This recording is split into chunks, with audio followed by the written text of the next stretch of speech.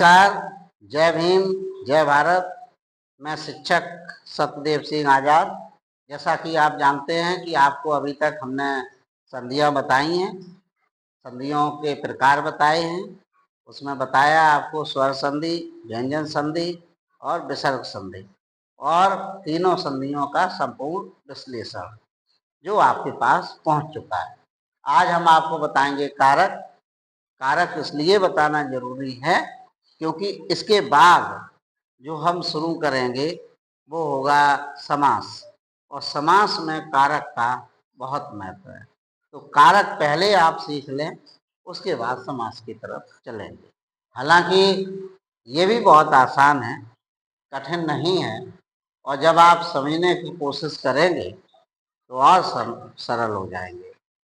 कारक कारक में आपको बताया गया कि संज्ञा और सर्वनाम का बाह्य रूप जिसका संबंध क्रिया या किसी शब्द से होता है तो वो कारक होता है।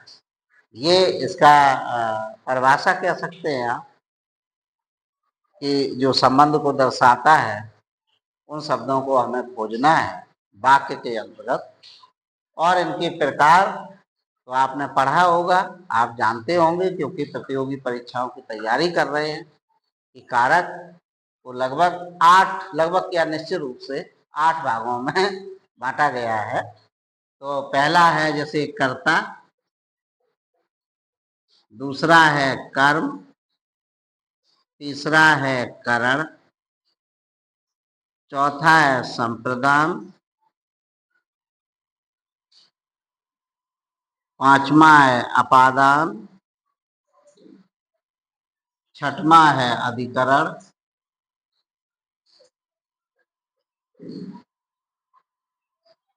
और संबंध, और इसके बाद संबोधन।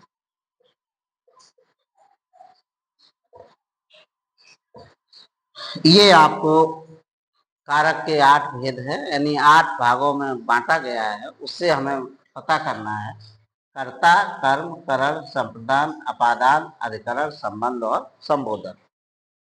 आपको पता है कि इसकी पहचान ने है, इसकी को है, इसकी से है, इसका के लिए है, इसका से है, इसका मैं और पर है, इसका संबंध तो वो शब्द आएंगे बता देंगे। संबोधन जैसे हे, अरे, तो इस तरीके के इन जो चिन्ह दिए गए हैं इनसे पहचान हो जाती है कि ये वाला हमारा कारक है। लेकिन हम आपको ये बताना चाहेंगे कि अगर ये छुपा भी हो तो भी आप समझ जाएं कि ये कारक क्यों है। जैसे कि कर्ता में लेते हैं तो कर्ता कारक जब हमने लिया तो इसमें हम कहेंगे कि जिसके द्वारा कोई कार्य किया जा रहा हो, क्रिया की जा रही है, वो कर्ता कारक होगा। जैसे कि तिरसा पढ़ रही है, ठीक है, तिरसा पढ़ रही है, या तिरसा ने दरवाजा खोला। तो यहाँ पर देखिए ने छुपा हुआ है, यहाँ ने नहीं है, और कर्ता कारक आपको बताना है। और यहाँ ने है तो आप जब रटके अगर जाएंगे तो फिर आप उसमें ने ढूंढेंगे, ने मिलेगी नहीं, तो फिर आप परेशान हो जाएंगे। फिर उससे अच्छा है कि आप समझें कि जो कार्य करता है उसे कर्ता कहते हैं। तो वही इसमें है कि कर्ता, अगर कर्ता के बारे में पता है कि वाक्य में जो कार्य करता है उसे कर्ता कहते हैं। कर्ता के द्वारा कार्य किया जाता है, तो जहां जिसके द्वारा कार्य किया जा रहा है वो कर्ता कारक है। सीधी सी बात हो गई। तो तेसा पढ़ रही है, तेसा ने दरवाजा खोला, दोनों हम देखें, एक में पढ़ रही है, एक में दरवाजा खोल रही है, लेकिन काम कौन कर रही है?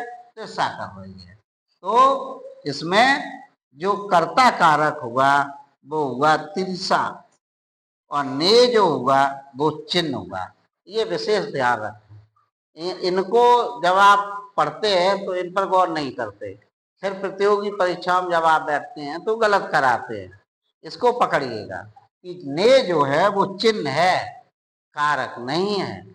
कारक की पहचान के लिए ने चिन्ह है। ठीक है। अब इसके बाद बस ये सिंपल सी बात थी। दूसरा, जैसे हमने लिया कर्म कारक।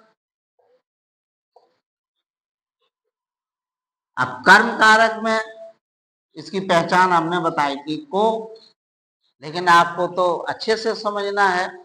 तो जैसे हमने ले लिया कि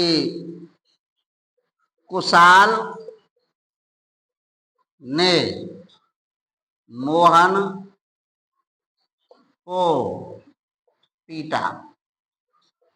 अब देखिएगा, कुशाल ने मोहन को पीटा, तो ये कुशाल ने, ये तो हो गया कर्ता कारक।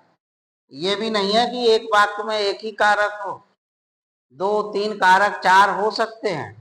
तो कुशाल ने मोहन को पीटा, तो कुशाल हो गया कर्ता कारक, पीटा हो गई क्रिया, और भैया जो पिटा, जिसने पिटाई का आनंद लिया वो हुआ मोहन। तो मोहन को पीटा गया, तो इसमें जो मोहन है ये हो गया कर्म, कर्म कारक, और जो को है वो कारक का हो गया चिन्ह। ठीक है। कुशाल ने मोहन को पीटा, तो इसमें आप समझ गए होंगे। अब आप सोचेंगे मोहन तो नाम है, नाम अक्सर कर्ता होता है, तो मोहन कैसे होगा, मोहन कैसे होगा, और परीक्षा में आप गलत कराएंगे। तो उसको पकड़ने के लिए यह है कि कर्म किस पर हो रहा है, मतलब जहां जिस पर कार्य किया जा रहा है वो कर्म है, और कार्य किस पर किया जा रहा है? मोहन पर, क्योंकि पिटाई किसकी हो रही? मोहन की। तो ये जो मोहन है वो हो गया आपका कर्म। ठीक है। आगे देखिएगा, इसी प्रकार से हमने ले लिया अब करण कारक। करण कारक, करण कारक, इसका से चिन्ह क्या है? से। चाकू से, चाकू से सब्जी काटो, किससे? तो ये जो काटो, ये काटना जो हो गई वो हो गई क्रिया। सब्जी तो काटी गई है, लेकिन काटी किसके द्वारा गई है? तो करण में ये है कि जिसके द्वारा कार्य संभव हो, जिसके द्वारा क्रिया संभव हो वो करण होगा। अब क्रिया किसके द्वारा ये संभव हुई? सब्जी जो काटने की क्रिया है वो किसके द्वारा संभव हुई? चाकू के द्वारा। अगर चाकू नहीं होता तो सब्जी कटती क्या? नहीं, तो सब्जी नहीं कटती। तो जो चाकू है वो है आपका करण कारक। एक एग्जाम्पल और ले लो, क्या? जैसे पिता ने बेटा को डंडे से पीटा। अब पिता ने बेटा को डंडे से पीटा, पीटना तो क्रिया हो गई, पिता ने कर्ता हो गया, ये कर्ता कारक हो गया। और किससे पीटा? डंडे से। तो भैया डंडा ये किस में चला गया? करण में, क्योंकि अगर डंडा नहीं होता तो बेटा डंडे से नहीं पिटता। तो यहाँ जो बेटा हुआ, बेटा कौन? बेटा, यानी कि कर्म, कर्म किस पर किया गया, कार्य किस पर किया गया? बेटा पर। और किसके द्वारा किया गया? डंडे के द्वारा। तो यहाँ डंडा करण हो गया और कर्म बेटा हो गया। ठीक है, आगे बढ़ते हैं। इसी प्रकार से सीधी सीधी भाषा में है संप्रदान। संप्रदान, संप्रदान कारक में देख लीजिएगा। संप्रदान कारक में क्या है? संप्रदान, प्रदान करना, दान देना, दान के भाव से कोई वस्तु देना या देना, तो वहां पर संप्रदान कारक होता है। इसका क्या है? के लिए, ये आपको बताया गया। इसका चिन्ह, कारक का चिन्ह है के लिए, लेकिन कहीं कहीं छुपा भी होता है। जैसे अपर्णा, अपर्णा ने सीता के लिए पुस्तक खरीदी। अब देखिएगा, खरीदी तो हो गई क्रिया, अपर्णा ने, ये कर्ता कारक हो गया, कर्ता कारक, और सीता के लिए, सीता के लिए, तो जो सीता हुआ ये हुआ संप्रदान कारक, पुस्तक नहीं हुई। यहाँ ध्यान रखें, ना परीक्षा में कंफ्यूज हो जाए कि पुस्तक होगा, पुस्तक दी जा रही है, पुस्तक संप्रदान कारक होगी। नहीं, पुस्तक संप्रदान कारक नहीं होगी। दी किसको जा रही है? जिसको दिया जा रहा है, मैंने कहा ना, जिसके लिए किया जा रहा है वो संप्रदान होगा। तो सीता जो है यहाँ पर होगा संप्रदान कारक। जहां के लिए नहीं है वहां भी आपको समझना पड़ेगा। ठीक है, संप्रदान कारक के बाद अब हम लेते हैं अपादान कारक। अपादान कारक, अपादान कारक में देख लीजिएगा, इसमें क्या है? इसका चिन्ह है से, यानी कि अलग होना, अपादान। अलग होना जब कोई वस्तु किसी से अलग होती है और कर्ता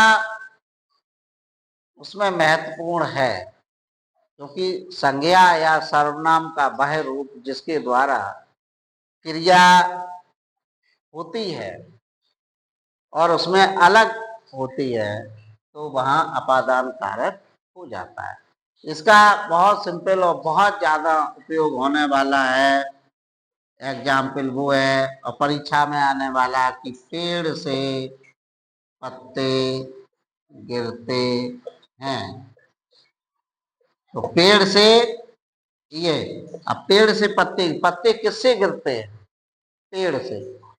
अब आप अगर रट के गए, अगर आप रट के गए तो कहेंगे कि ये तो कर्ता कारक है, क्योंकि हमने आपको अभी बताया तृषा ने पुस्तक पढ़ी। अब तृषा ने पुस्तक पढ़ी तो तृषा ने वहां भी था और यहाँ से है, पेड़ से पत्ते गिरते हैं, तो एक पहचान हो रही है से, लेकिन करण में वो भी नहीं होगी, क्योंकि करण में भी से आता है। तो आपको जो पकड़ना है, बार बार मैं एक ही बात कह रहा हूं कि जिससे कार्य किया जा रहा है, क्रिया का वह रूप जिसके द्वारा संभव हो रही है, वो कारक होगा। अब वो कारक यहाँ अलग होने से है तो वो है अपादान कारक। पेड़ से पत्ते गिरते हैं। ठीक है, इसी प्रकार से और ले लेते हैं एग्जाम्पल, और एग्जाम्पल आगे लेंगे। अपादान के बाद देखिएगा अधिकरण, अधिकरण कारक। इसका हो गया मैं और पर, ये तो इसकी हो गई पहचान, अधिकरण कारक की ये तो हो गई पहचान। लेकिन इसमें आपको ध्यान ये रखना है कि जैसे कि अधिकार यानी कि बेस, आधार, आधार कहाँ पर है उसका आपको पता लगाना पड़ेगा, बुनियाद। तो जहां क्रिया घटित होती है, जहां क्रिया घटित होती है यानी कर्ता के द्वारा या संज्ञा सर्वनाम के द्वारा जहां क्रिया घटित होती है वहां या उसको अधिकरण कारक कहते हैं। जैसे जैसे मान लीजिए शेर गुफा में सोता है, तो अब यहाँ शेर तो कर्ता हो गया, सोना क्रिया हो गई, लेकिन कहाँ सोता है? गुफा में। तो ये जो गुफा हुआ ये हुआ अधिकरण कारक, अधिकरण कारक। और मैं जो हुआ ये हुआ उसका चिन्ह। शेर गुफा में सोता है, मगरमच्छ जल में रहता है। हम ये भी कह सकते हैं कि मेढक जल में रहता है या मछली जल में रहती है।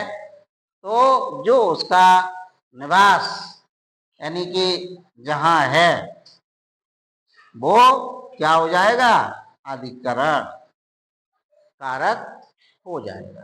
ठीक है, इसके बाद अधिकरण आपकी समझ में आ गया होगा कि मैं पर, जैसे एक और एग्जाम्पल, चींटी पत्ते पर बैठी है। तो चींटी पत्ते पर बैठी है तो बैठना तो क्रिया हो गया, लेकिन ये जो पत्ते पर है इस समय अधिकार पूर्वक है, वो बैठी है, जब तक बैठना चाहे तब तक बैठी है। तो इसका मतलब ये हुआ कि वहां अधिकार पूर्वक है, अधिकरण है। तो पत्ता जो है वो अधिकरण कारक हो गया और पर उसकी पहचान हो गया। सीधी सी बात है। इसके बाद आता है संबंध।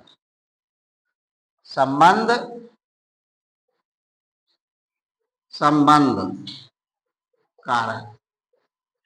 बाबा साहब डॉक्टर भीमराव अंबेडकर जी ने कहा है कि शिक्षा उस श्रेणी का दूध है जो पिएगा वो दहाड़ेगा। और एक चीज बिल्कुल निश्चित है कि यदि अपने आप को बदलना है, अपनी जिंदगी को बदलना है, अपनी जिंदगी को बेहतर करना है तो पुस्तकों को पढ़ना है। ये जरूरी नहीं है कि पुस्तक पढ़ने से नौकरी ही लगे, लेकिन ये बहुत जरूरी है कि पुस्तक, और ये निश्चित है कि पुस्तक पढ़ने से आप एक सफल इंसान बन सकते हैं, नौकरी कर सकते हैं, व्यापार कर सकते हैं, राजनीति कर सकते हैं, बहुत सारे क्षेत्र आपके खुल जाएंगे अगर आप पुस्तक पढ़ेंगे। हमारे दूर दराज जो ग्रामीण क्षेत्र के लोग हैं जो इस समय शिक्षा से एक तरीके से दूरी सी बना रहे हैं, बार बार प्रयास किया जा रहा है, सरकार द्वारा अभियान चलाया जाता है, स्कूल चलो अभियान, तो उनमें शिक्षक बच्चों को स्कूल के लिए लाते हैं। तो देखिए परिस्थितियां हर किसी के सामने होती हैं, लेकिन हमारा कोई अधिकार नहीं बनता कि हम बच्चों को शिक्षा से वंचित करें। बच्चों का निःशुल्क और अनिवार्य शिक्षा का अधिकार बनता है और किसी पिता या माँ या भाई का ये अधिकार नहीं बनता कि उसे शिक्षा से वंचित किया जाए। तो ये चीज है। इसके बाद देखिएगा, बता रहे थे संबंध कारक। संबंध कारक में जैसे कि संबंध स्थापित हो, पता चले कि हाँ ये संबंध है। जैसे यह मोहन की गुड़िया है। अब गुड़िया तो एक खिलौना हो गया, लेकिन है किसका? तो जिसका है वो कारक होगा, ये ध्यान रखें। जैसे यह उनका घर है, तो ये घर तो हो गया, लेकिन है किसका?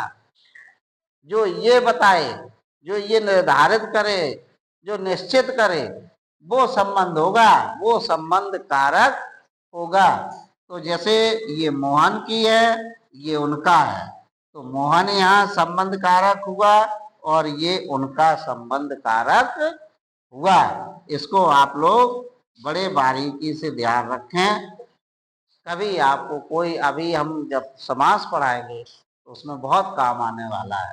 तो इस तरीके से जो जिस वाक्य में जिस शब्द का संबंध निर्धारित हो, पता चले, तो वहां संबंध कारक होता है। नाम सही है, आप समझ गए होंगे।